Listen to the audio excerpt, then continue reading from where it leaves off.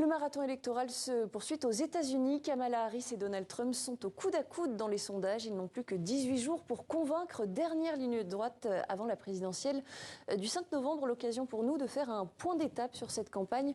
Bonsoir Karim Lebourg. Bonsoir. Merci beaucoup d'être avec nous. Vous êtes journaliste, vous êtes à Washington depuis 8 ans.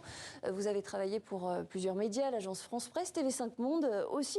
Et puis vous êtes surtout l'auteur avec Jérôme Cartillier et Aude Massot d'une bande dessinée intitulée Maison Blanche en coulisses avec Obama, Trump et Biden, BD paru aux éditions Delcourt. Karim Lebourg, vous avez eu l'occasion au cours de votre carrière de visiter la Maison Blanche. Et ce qui est amusant, c'est que vous démystifiez un petit peu ce lieu. Vous dites que c'est finalement un endroit assez commun. Pourquoi ? La Maison-Blanche, elle est très différente des palais présidentiels qu'on connaît, par exemple, comme l'Élysée. D'abord, c'est un endroit très ouvert.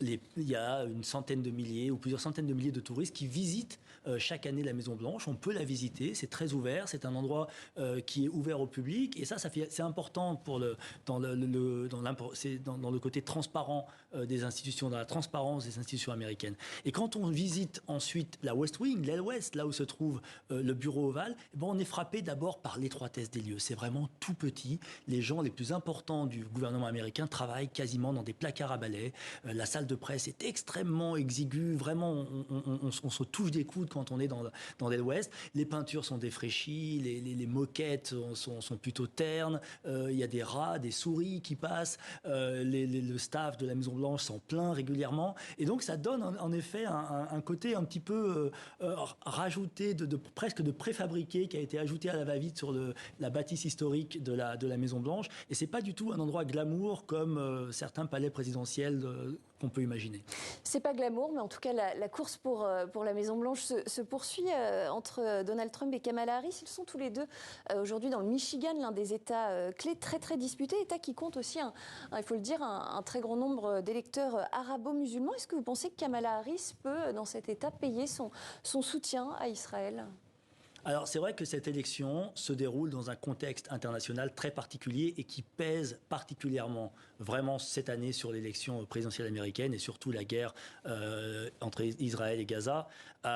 Et là, évidemment, le Michigan devient un État clé parce que sa population arabe fait qu'ils étaient très réticents à voter pour Joe Biden. Joe Biden s'est retiré de la course et maintenant, il semble que les arabo-musulmans du Michigan ne soient pas complètement convaincus par les positions de Kamala Harris. On l'a dit, plus sympathique, avoir plus de sympathie pour le sort des Palestiniens que ne l'avait Joe Biden. Mais elle n'a pas vraiment elle n'a pas donné de signes clairs qui vont dans ce sens.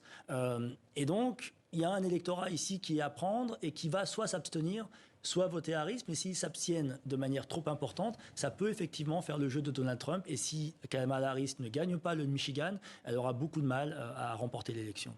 Effectivement, c'est ce que vous dites. Kamala Harris, elle n'a pas finalement ouvertement rompu avec la ligne de Joe Biden qui accorde toujours à Israël un soutien absolument inconditionnel. Elle est quand même, et c'est ce que vous disiez, un peu plus critique que Joe Biden vis-à-vis de cette guerre menée par Israël dans la bande de Gaza. Je vous propose qu'on écoute tout de suite sa réaction après l'annonce de la mort de Yahya Sinwar, le chef du Hamas. Ce moment nous donne l'occasion de mettre enfin un terme à la guerre à Gaza.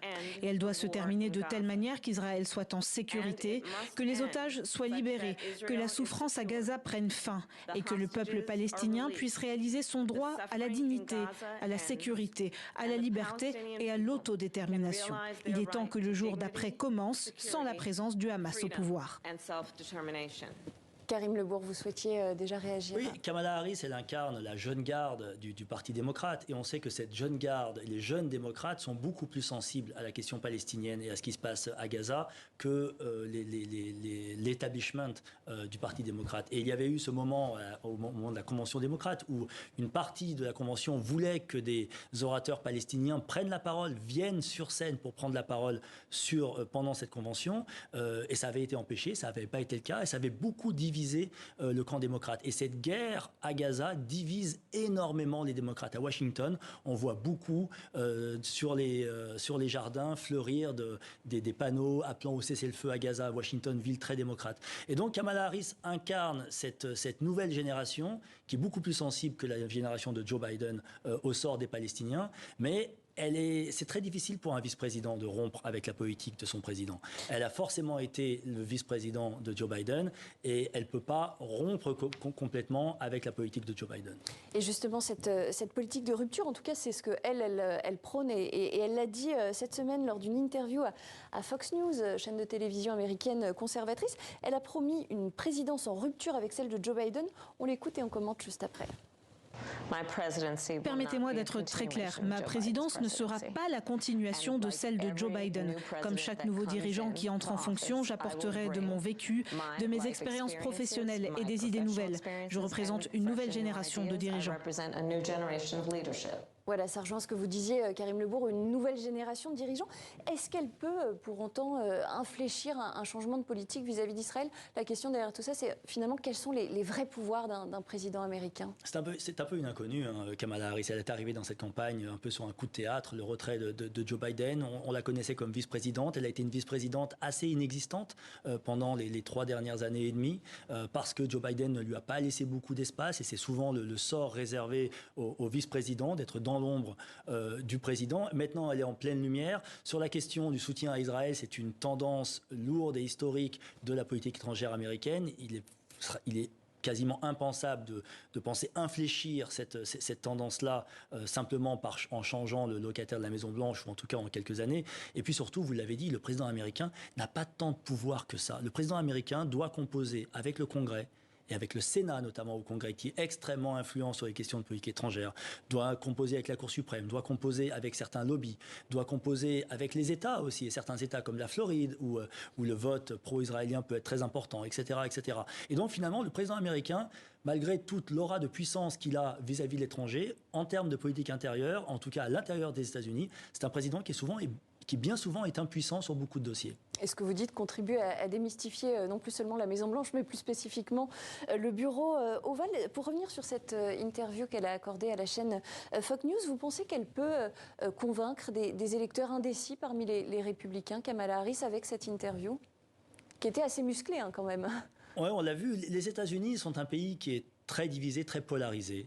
Et la candidature de Donald Trump le montre encore plus. Est-ce qu'elle peut convaincre les électeurs de Donald Trump de voter pour elle? Sans doute pas. En revanche, il y a une partie du Parti républicain qui est fatiguée des rotomontades de Donald Trump, qui est fatiguée de cette campagne basée sur la revanche de 2020 plus que sur un véritable programme. Et est-ce qu'elle peut attirer à elle ces républicains modérés? On a vu que des figures du Parti républicain, comme Liz Cheney, par exemple, ont appelé à voter pour Kamala Harris en disant, voilà, on se bouche le nez, mais on préfère avoir Kamala Harris qu'avoir Donald Trump à la Maison-Blanche. Est-ce que ça peut être suffisamment significatif pour renverser l'élection?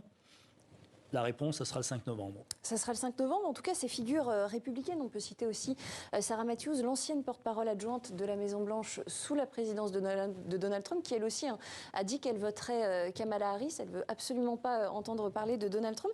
Ces figures républicaines, elles reprochent à Donald Trump justement ce qui s'est passé lors de l'assaut du Capitole, le fait de ne pas avoir reconnu sa défaite en 2020 et puis d'avoir laissé le 6 janvier 2021 se produire. Donald Trump s'est exprimé cette semaine à ce sujet. C'était sur la chaîne de télévision hispanique Univision. Vous allez l'entendre, il qualifie le 6 janvier de jour d'amour. C'était un jour d'amour du point de vue de millions de personnes. Il s'agit de centaines de milliers de personnes. C'est peut-être le plus grand groupe devant lequel j'ai pris la parole. Karim Lebourg, quelle lecture vous faites de ces déclarations de Trump? Est-ce que ça peut augurer de nouveaux troubles si Donald Trump venait à perdre cette élection et qu'il refusait, comme on peut peut-être s'y attendre, de reconnaître les résultats comme il l'avait fait Il y a un vrai risque de violence politique aux États-Unis. On l'a vu avec déjà 2 tentatives d'assassinat ratées sur Donald Trump, et un risque de violence qui vient des 2 côtés, qui peut venir comme si Donald Trump remporte l'élection, et ça viendra plutôt peut-être de l'extrême gauche et de la gauche, ou si Donald Trump perd cette élection. Donc il y a un vrai risque de violence politique. La violence politique, c'est quelque chose qui n'est pas inconnu aux États-Unis. Il y a eu plusieurs présidents assassinés déjà. Et dans ce contexte-là extrêmement polarisé, oui, évidemment, qu'il y a un risque de violence. Est-ce que Donald Trump reconnaîtra sa défaite s'il perd? Sans doute pas. On sait déjà qu'il prépare une contestation des résultats. On sait déjà sa personnalité même, il ne reconnaîtra jamais avoir perdu. Il accusera sans doute les démocrates d'avoir truqué l'élection. il est difficile d'imaginer une élection qui se passera de manière complètement lisse. Il y aura sans doute effectivement des soubresauts. C'est comme on l'avait eu déjà en 2020 et comme on l'avait eu aussi un petit peu en 2016. Et on avait vécu effectivement début 2021 cet assaut du Capitole. Est-ce qu'un assaut de la Maison-Blanche est possible ou en termes de sécurité, ça semble quand même compliqué ? Ça semble assez irréalistique. Je pense que vraiment, d'abord, cette fois, les forces de sécurité américaines seront beaucoup mieux préparées qu'elles ne l'étaient le jour du 6 janvier, qui avait d'abord été un échec de la police du Capitole et des Secret Service, quelque part. On peut penser que, un assaut de la Maison-Blanche. La Maison-Blanche, c'est quand même un endroit ultra sécurisé. C'est très difficile d'envisager quelque chose comme ça. Et y a-t-il des présidents qui ont, par le passé, justement, pris des libertés avec ce dispositif sécuritaire à la Maison-Blanche ? Alors, c'est vrai que le poids de la bulle de la Maison-Blanche et le poids de l'isolement est très fort pour les présidents américains. Cette bulle ultra sécurisée par le Secret Service. Alors, il y a des présidents, notamment Barack Obama, qui lui supportait assez mal finalement cet isolement et cet éloignement de la population. On raconte d'ailleurs dans la BD qu'à un moment, il décide de sortir pour aller prendre un café au Starbucks en dehors de la Maison-Blanche. Ça affole évidemment le Secret Service qui déteste ça, qui déteste l'improvisation, mais ça fait un moment que les journalistes évidemment ont adoré quand Barack Obama sort comme ça pour aller au Starbucks du coin. Et il y a Bill Clinton parlait du joyau du système pénitentiaire américain pour parler de la Maison-Blanche. Harry Truman disait aussi que avait une phrase qui était similaire. Donc tous les présidents américains ont ressenti effectivement le poids de cette bulle, mais c'est évidemment contingent à l'exercice du pouvoir. À la fonction de président. Merci beaucoup, Karim Lebourg, d'avoir répondu à nos questions. Journaliste et auteur avec Jérôme Cartillier et Aude Massot de la bande dessinée Maison-Blanche en coulisses avec Obama, Trump et Biden. Une bande dessinée à retrouver aux éditions Delcourt.